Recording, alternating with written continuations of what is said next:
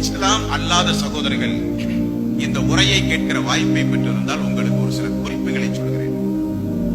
இஸ்லாம் என்றால் என்ன? இஸ்லாம் என்றால் குறிப்பிட்ட ஒரு மக்கள் பின்பற்றுகிற ஒரு மார்க்கமா அது?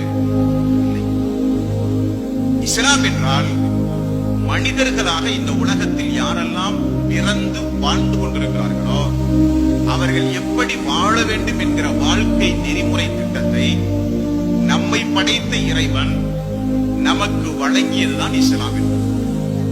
இஸ்லாம் என்பதை நபிகள் நாயகம் ஸல்லல்லாஹு அலைஹி வஸல்லம் அவர்கள் வந்து அறிமுகம் செய்த மார்க்கம் அல்ல. கிறிஸ்தவ மார்க்கத்தினுடைய பைபிள் சொல்லுவதை போல கடோ உபநிஷத்துகள், பகவத்கீதை, அதர்மண வேதம், ரிக்கு வேதம் சொல்வதை போல முதல் மனிதரும் முதல் இறை தூதருமாகிய ஆதம் ஏவாள் எப்பொழுது இந்த பூமிக்கு படைக்கப்பட்டார்களோ அன்றிலிருந்தே இறைவன் புறத்திலிருந்து வழிகாட்டுதல் வந்துவிட்டது. அதுதான் இஸ்லாம். இஸ்லாம் என்பது முஸ்லிம்களுக்குரிய மார்க்கமே அல்ல. இஸ்லாம் என்பது மனிதர்களுக்குரிய ஒரு வாழ்க்கை நெறிமுறை திட்டம். விரும்பியவர்கள் ஏற்கலாம், விரும்புகிறவர்கள் புறக்கணிக்கலாம், உங்களுடைய உரிமை. ஆனால் இஸ்லாம் மனிதர்களுக்குரிய வாழ்க்கை நெறிமுறை திட்டம். எந்த ஒரு மனிதனாக இருந்தாலும் ஒரு பொருளை கண்டுபிடித்தால் என்ன செய்வான்? ஒரு மொபைல் போன் வாங்குவதற்கு கடைக்கு செல்கிறீர்கள். ஒரு 10,000 ரூபாய் கொடுத்து ஒரு மொபைல் போனை, கையடக்க தொலைபேசியை வாங்குகிறீர்கள். வாங்கும் பொழுது அந்த பெட்டியை திறந்து பார்க்கும் போது அந்த மொபைல் போனை நீங்கள் எப்படி இயக்கினால், எப்படி பயன்படுத்தினால் முழு பயன்பாட்டையும் நீங்கள் அடைய முடியும் என்பதை விளக்குகிற ஒரு விளக்க குறிப்பு, சிறிய ஒரு புத்தகம், ஒரு கையேடு அந்த பெட்டிக்குள்ள இருக்கும். அதை படித்து பார்த்து அதன்படி நீங்கள் அதை பயன்படுத்தும் போது முழு பயன்பாட்டையும் நீங்கள் அறிகிறீர்கள். அதான உண்மை. சாதாரண உயிரற்ற ஒரு பொருளை கண்டுபிடித்த ஒரு மனிதன் எப்படி அதை இயக்க வேண்டும் என்கிற வழிகாட்டி புத்தகத்தை கொடுத்து மனித சமுதாயத்திற்கு அறிமுகம் செய்யும் போது இறைவன் நம்மை எல்லாம் படைத்து அப்படியே விட்டு விட்டானா? எது நன்மை, எது தீமை, எது மறுமை, எது சொர்க்கம், எது நரகம் எல்லாம் நீங்களே தீர்மானியுங்கள் என்று விட்டு விட்டானா? முடியுமா? முடியாது. மனிதனை படைத்த இறைவன் என்ன செய்கிறான்? மனிதர்களுக்கு ஒரு வழிகாட்டி நெறி நூலை கொடுக்கிறான். அதுதான் வேதம் என்பது. மூசாவுக்கும், ஈசாவுக்கும், தாவூதுக்கும், சுலைமானுக்கும் லட்சத்திற்கும் மேற்பட்ட இறை தூதர்களுக்கு இறைவன் வழங்கிய வேதம் அந்த வரிசையில் உள்ளதுதான். அதன்படி திருக்குர்ஆன் இறுதி தூதருக்கு அருளப்பட்டது. அந்த திருக்குர்ஆன் மனித சமுதாயத்தினுடைய வழிகாட்டி நெறிமுறை. திருக்குர்ஆன் முஸ்லிம்களுக்குரிய வேதமே அல்ல. திருக்குர்ஆன் மக்காவில் வாழ்கிற மக்களுக்குரிய வேதமும் அல்ல. திருக்குர்ஆன் அரபி மொழி பேசக்கூடிய மக்களுக்குரிய வேதமும் அல்ல. திருக்குர்ஆன் மனிதர்களுக்குரிய வேதம். தூதர்களோ அந்த வேதத்தை விளக்கி நடைமுறைப்படுத்தி இந்த பூமியில் மக்களோடு மக்களாக வாழ்வதற்காக வேண்டி இறைவன் மக்கள் புறத்திலிருந்து தேர்வு செய்த ஒரு மனிதரை தூதராக இறைவன் அங்கீகரித்து குறிப்பிட்ட காலம் இந்த பூமியிலே வாழ வைத்து இவர்தான் உங்களுக்கு தூதர் என்று சொல்லி மூசையையும், ஈசாவையும், சுலைமானையும், தாவூதையும் இன்னும் எண்ணிலடங்காத தூதர்களை எல்லாம் இறைவன் எப்படி அனுப்பினானோ அந்த தூதருடைய வரிசையில் கடைசியாக வந்தவர் தான் நபிகள் நாயகம் ஸல்லல்லாஹு அலைஹி வஸல்லம். அவர் யார்? அவர் என்ன முஸ்லிம்களுக்குரிய நபியா? இஸ்லாம் எப்படி நாம் உரிமை கொண்டாட முடியாதோ, திருக்குர்ஆனை எப்படி நமக்கு மட்டும்தான் என்று நாம் சொல்ல முடியாதோ, அதே போல நபிகள் நாயகம் ஸல்லல்லாஹு அலைஹி வஸல்லம் அவர்கள் மனிதர்களுக்காக வேண்டி அனுப்பப்பட்ட தூதர். அவரை பின்பற்றி மார்க்கத்தை ஏற்றுக்கொண்டு வேதத்தின் அடிப்படையில் நடந்தால் உங்களுக்கு இறந்த பிறகு பரலோக ராஜ்யத்தில் பூர்ண ஜென்ம பூமியில் உங்களுக்கு சொர்க்கம் கிடைக்கும், நரகத்திலிருந்து பாதுகாப்பு பெறலாம். சொல்லத்தானே முடியும். ஏற்றுக்கொள்வதும் நிராகரிப்பதும் உங்களுடைய கடமை. ஆனால் தெரிந்து கொள்ளுங்கள், இஸ்லாம் மனிதர்களாகிய நமக்குரியது. இஸ்லாம், வேதம், திருக்குர்ஆன் மனிதர்களாகிய நமக்குரியது. முஹம்மது நபி ஸல்லல்லாஹு அலைஹி வஸல்லம் அவர்கள் மனிதர்களாகிய நமக்குரியவர். கிறிஸ்தவ மார்க்கம் பழைய ஏற்பாடு, புதிய ஏற்பாட்டினுடைய அத்தியாயங்களை படித்து பாருங்கள். ஈசா நபிகள் நாயகம் ஸல்லல்லாஹு அலைஹி வஸல்லம் அவர்களை குறித்து அந்த மனித சமுதாயத்தில் முன்னறிவிப்பு செய்திருக்கிறார். எனக்கு பிறகு ஒரு தேர்ந்தறிவாளன் வருவார். எனது நாவிலிருந்து எந்த மார்க்கத்தை நான் சொல்லுகிறேனே அதை அவர் சொல்லுவார். அவர் முஹம்மது, அஹமது என்கிற பெயரோடு வருவார். கிறிஸ்தவ மார்க்கம் ஈசா அலைஹிஸ்ஸலாத்து வஸ்ஸலாம் அவர்கள் செய்த முன்னறிவிப்பு.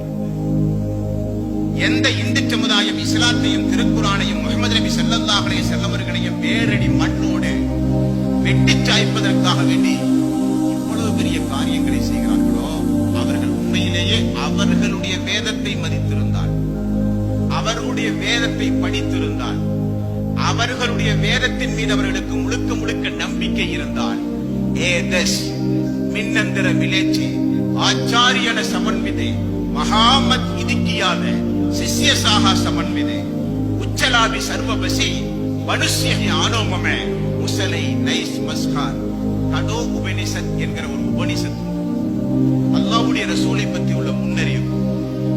அரபிய பாலைவனத்தில் குதிரையில் ஏறி வருவார், குடிமி வைத்திருப்பார், கத்னா செய்திருப்பார், இஸ்லாத்தின்பால் மக்களை அழைப்பார், இறை தீர்க்கதரிசியாக வருவார் என்று இந்து மத வேதங்கள் சொல்லுகிறது. ஆரம்பகால ரிஷிமார்கள், ஆரம்பகால முனிவர்கள், வேதத்தோடு தொடர்புடைய மக்கள், வேத ஞானமுடைய மக்கள் யாரும் ரசூல் ஸல்லல்லாஹு அலைஹி வஸல்லம் அவர்களை குறைத்து மதிப்பிடவே முடியாது, புறக்கணிக்க முடியாது, கேவலமாக பேச முடியாது, பேசுமாறு மக்களுக்கு போதிக்க முடியாது. காரணம், அவர் இறை தீர்க்கதரிசி. நான் ஆரம்பத்தில் சொன்னதை போல மதத்தை பின்பற்றுகின்ற, மதத்தை பின்பற்றாத, நாத்திகவாதியாக கடவுள் நம்பிக்கையோடு இந்த உலகத்தில் வாழ்கின்ற, குறிப்பாக ஆன்மீகத்தை பின்பற்றுகின்ற யாராக இருந்தாலும் நெஞ்சிலே கை வைத்து கொஞ்சம் யோசித்து பாருங்கள். உங்களுடைய வேதத்தில் நபிகள் நாயகம் ஸல்லல்லாஹு அலைஹி வஸல்லம் அவர்களை குறித்து சொல்லப்பட்டதா இல்லையா? அப்ப யாரை நீங்கள் கேவலப்படுத்துகிறீர்கள்? உங்களுடைய வேதத்தை நீங்கள் கேவலப்படுத்துகிறீர்கள். யாரை நீங்கள் கேவலப்படுத்துகிறீர்கள்? ஏதோ முஸ்லிம்களுக்காக வேண்டி மட்டும் அவர் அனுப்பப்பட்டதை போல, ஒரு குறிப்பிட்ட மொழி பேசக்கூடிய மக்களுக்கு மட்டும் அவர் அனுப்பப்பட்டதை போல, ஒரு குறிப்பிட்ட சமுதாயத்திற்கு மட்டும் அவர் அனுப்பப்பட்டதை போல, அவரை கேவலப்படுத்துவதன் மூலம் முஸ்லிமையும் இஸ்லாத்தையும் குரானையும் கேவலப்படுத்த முடியும் என்பதை போல, உங்களுடைய வேதத்தில் சொல்லப்பட்ட ஒரு இறை தீர்க்கதரிசியை கேவலப்படுத்துவது நியாயமா?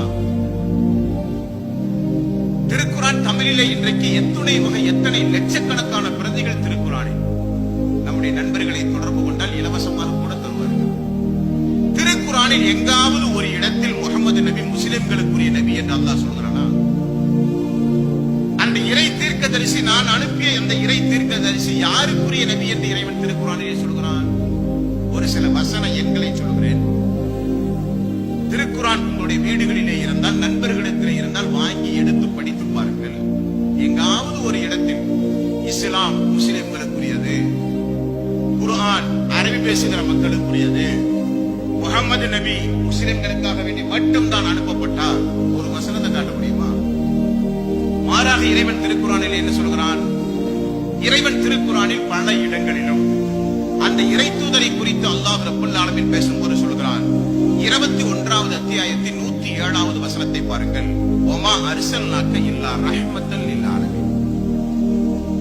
உலகத்தில் வாழ்கிற மக்களுக்கு ஒரு அருளாகவே நான் இந்த இறை தூதரை அனுப்பியிருக்கிறேன் என்கிறான். முஸ்லிம்களுக்காக வேண்டிய அல்ல, அரபு பேசுகிற மக்களுக்காக வேண்டிய அல்ல, உலகத்தில் மனிதர்களாக வாழ்கிற மக்களுக்கு ஒரு அருளாக. மழை எப்படி ஒரு அருளோ, வானம் எப்படி ஒரு அருளோ, பூமி எப்படி இறைவனுடைய ஒரு அற்புதமான படைப்பும் அருளாகவும் இருக்கிறதோ, சுவாசிக்கின்ற காற்று எப்படி ஒரு அருளோ, அதே போல இந்த மனித சமுதாயத்திற்கு ஒரு அருளாக இந்த நபியை நான் அனுப்பியிருக்கிறேன் என்ற இறைவன் மனித குலத்தின் நபி என்று பிரகடனம் செய்கிறார்.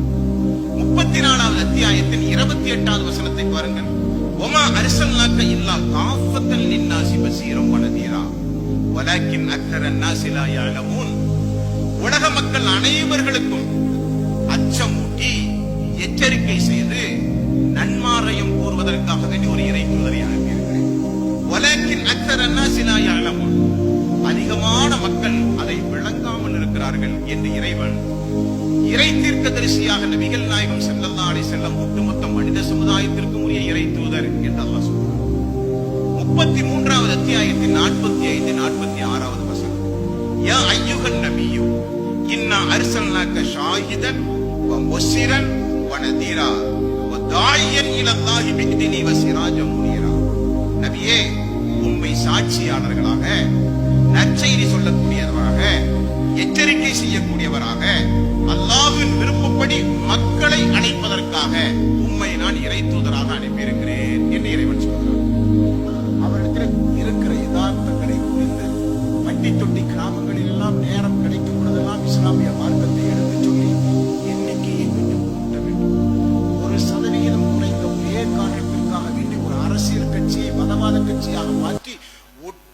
மீடியாக்களும் அவர்களுக்கு பின்னால் நின்று கொண்டு பொருளாதாரத்தை செலவழித்து ராணுவத்தை, போலீஸை, எத்துணை துறைகள் உண்டுமோ அத்துணை துறைகளையும் பயன்படுத்தி இஸ்லாத்தையும் இஸ்லாமியர்களையும் ஒழிக்க வேண்டும் என அவர்கள் நினைப்பதற்கு காரணம் சமீபத்திய இஸ்லாமிய வளர்ச்சி.